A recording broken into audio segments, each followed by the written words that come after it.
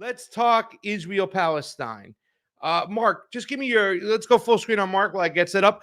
Just give me your honest opinion about where we're at and how you think this thing is going to turn out. I mean, this has just gotten crazy out of control here. Yeah.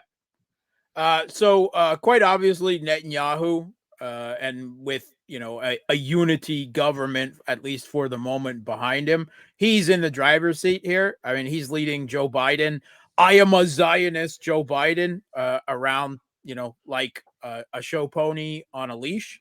The U.S. occasionally makes these protestations.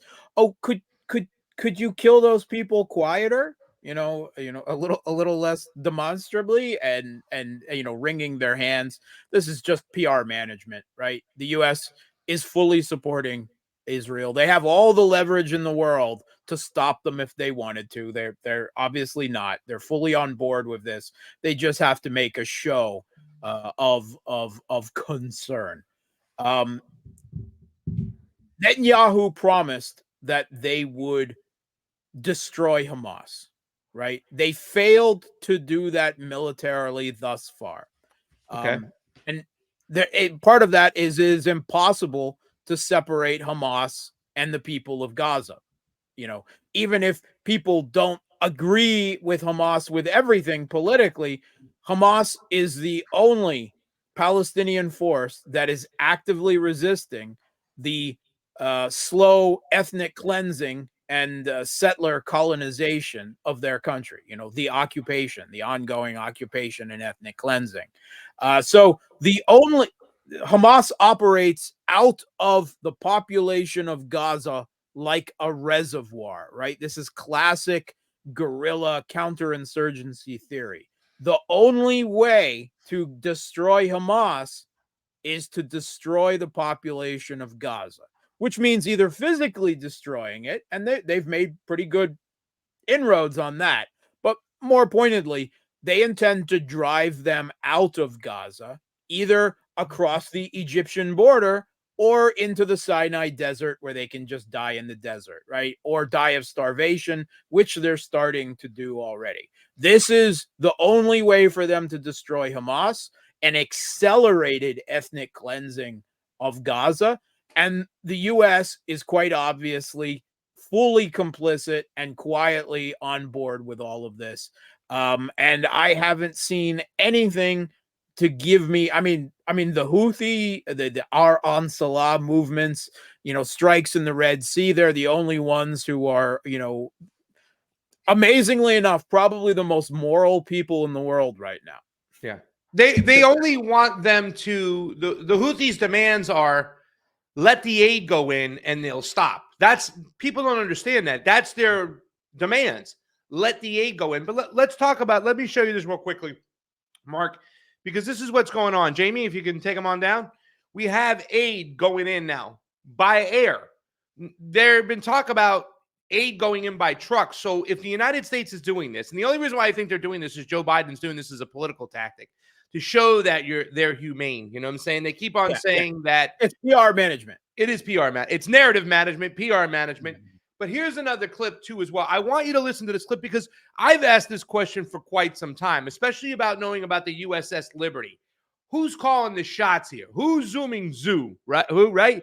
Is it the United States or Israel who's at the top of the food chain? Listen to this, Mark. I used to think the US was in control of Israel. But now I see the US is the bottom in this toxic relationship. I fought it for a long time. And now what's absolutely solidified it is the fact that the US is dropping aid into Gaza. Do you realize how insane that is? Not only is it insane because morally it's ridiculous. I mean, you're sending weapons and money to Israel to bomb Gaza, but then you're dropping aid into those very same people that that's what you're responsible for. That's mental. But this signifies that Israel is in control here, not the US, because they're stopping aid from getting in. You realize that before US would have dropped it from the air, they would have tried to bring it through land and through the crossings, but Israel would have said no. and the US would have known they're not going to have it. They're literally mugging it. They've had the whole thing funded, especially by the US. The US is funding this more than anybody else. They're making more money out of it, not just actual dollars, but in terms of the political relationship. So really, Israel should be jumping through hoops for the US. But as we can see from this current situation, it's the other way around. All right, Mark. This is a big question here. A lot of people, when I'm in Nicaragua and I'm talking about globalism, and my Marxist friends are like, what are you talking about? Because they really believe in nation states. And I try to explain to them the Five Eyes, what they've been doing. I had a long time discussions explaining COVID to them and bioweapons. And I think a lot of people realized when those bioweapons were popping up everywhere in Ukraine and you had to wipe them out, the Russian Federation's like, well, maybe there's something to this whole bioweapon via COVID, whatnot, globalist, not nation states really calling the shots over here.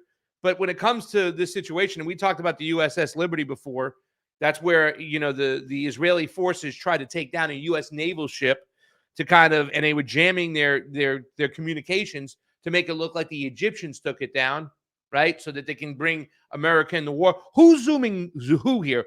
Who is actually in charge when we're calling the shots, Mark? Yeah, on Gaza, it's Israel. That's perfectly clear. Now, I want to say I don't subscribe to anti-Semite conspiracy theories about Jews, right? The Jewish cabal, whatever, secretly running the U.S. and the world. But that's not anti-Semitism. We're talking about globalists who use religion just to keep control of the people. It's not really about anti-Semitic talk. It's talking about families like the Rothschilds and, these families that have been calling the shots for years. Go ahead. Okay.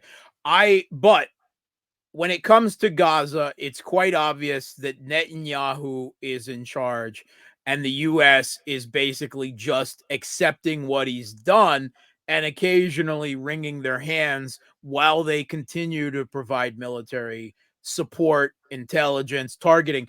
I mean, it was reported on by The Intercept months ago that the U.S. sent targeting teams over there when Israel is doing their bombing of Gaza City with 80% of the city destroyed, 80% of the buildings. That is U.S. military people who are doing the targeting. Yeah. Right? Okay. Well, let me bounce this off you. All these wars that we're fighting in the Middle East, you've heard Netanyahu say before back in the days, we need to take out Iraq, not just Iran, but Iraq, Libya, Syria, all these countries that we are fighting. It seems like we're fighting Israel's wars for them. So how do you explain that? Yeah. Okay. So right now, where Israel doesn't have control of the U.S. is Israel very much wants the U.S. to go to war with Hezbollah and Iran right now. The Biden administration does not want to go to war with Iran right now. Not that they don't want to go to war with Iran. They don't want to do it right now because they've got too much on their plate with Russia and China and everything. The Biden admin, right, Blinken, Sullivan, the people really running the show, they made perfectly clear. They wanted to quickly take out Russia, keep the Middle East quiet, and pivot hard to China. That was their plan for the 4 years. It didn't work that way, of course.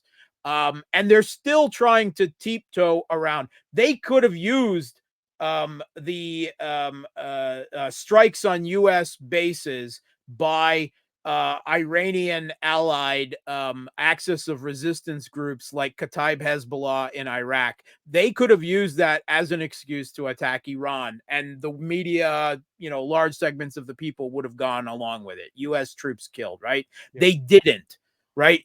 Iran said, do not strike Iranian soil, right? So that's what they did. They hit them in Iraq and Syria. They hit the Houthis playing whack-a-mole. It's impotent. It's not really doing anything, but they stopped short of attacking Iran directly, despite calls from Israel and from certain neocons in the U.S., right? There's only 3 flavors of the U.S. foreign policy elite in Washington, the blob, the deep state. They all want war with Russia, China, and Iran. But the three different types prioritize which war is more important to them and deserves the greatest share of resources. Yeah. And the Biden administration people right now, they don't want war with Iran because they can't even handle war with Russia, much less war with China and Iran at the same time. Now, there are people in the U.S. government and outside of it who do want war with Iran right now.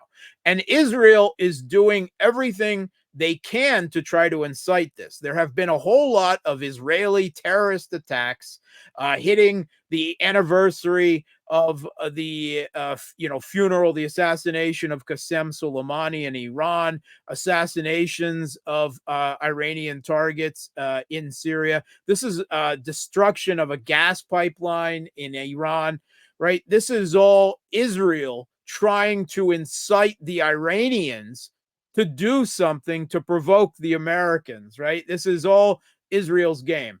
And while the U.S. is giving the Israeli government pretty much free reign in Gaza, they're pulling back yet from being led into war with Iran, which is what Netanyahu wants. So, yes, control, but only on certain things. Last question. Let's show this next clip I have over here.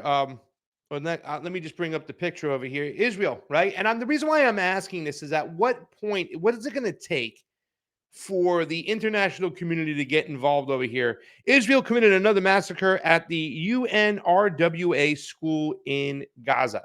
Now, from what I understand at the ICJ, Saudi Arabia is now coming to the table. And for years, you would never see the Saudis cross the Israelis because they never wanted to mess with the Americans.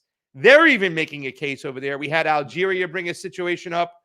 I believe it was in the UN, and of course, the United States vetoed it again. So that's why we know they're not sincere when they keep on saying, when John Kirby pulls out the fake crocodile tears and acts like he cares. What is it going to take for the international community to get involved? Or is there something else that's going to happen with, let's say, the Arab League of Nations, where a lot of these countries are just going to say enough is enough, and they're going to really try to hit Israel hard? It's a different war right now. It's a different country. It's a different world. Yeah. And the type of warfare that's taking place, I think we see this with Israel trying to go into these tunnels. I hear there's U.S. troops going into those tunnels. They're not ready for this tunnel warfare of sorts. The IDF is used to bombing from afar, hitting schools and hospitals. What is this going to take for the international community to get involved before they push all the Palestinians into the desert or into Egypt, Mark? Nothing. There's nothing the international community can do. Nothing. No one can do anything. No one. No one is going to go to war with the United States over Israel. Not any of the nearby Arab states, right? Not even Iran. No one is going to go to war with the United States to stop Israel. No one. Israel is going to go as far as the U.S. will let them. The only person alive who can stop the ethnic cleansing of Gaza is Joe Biden. That is the only person alive. That's it. There's nothing the rest of the world. Russia and China don't have the ability to project. They've got their political voice in the UN. They're using it, right? Yeah. The Arab states, they're protesting, but no one can stop them physically, right? Yeah. No one can do anything against them. Yeah, okay, maybe they can bring a case to the ICJ. They can force it through the General Assembly. That's still not going to stop Israel. Right. So Lebanon with Hezbollah is not afraid that they're next on the list? Sure they are, but they've said that the only they've been perfectly clear. They don't like Hamas. Hamas fought against Hezbollah in Syria. No, they're not. They said they will enter the conflict after Hamas is destroyed. That's it.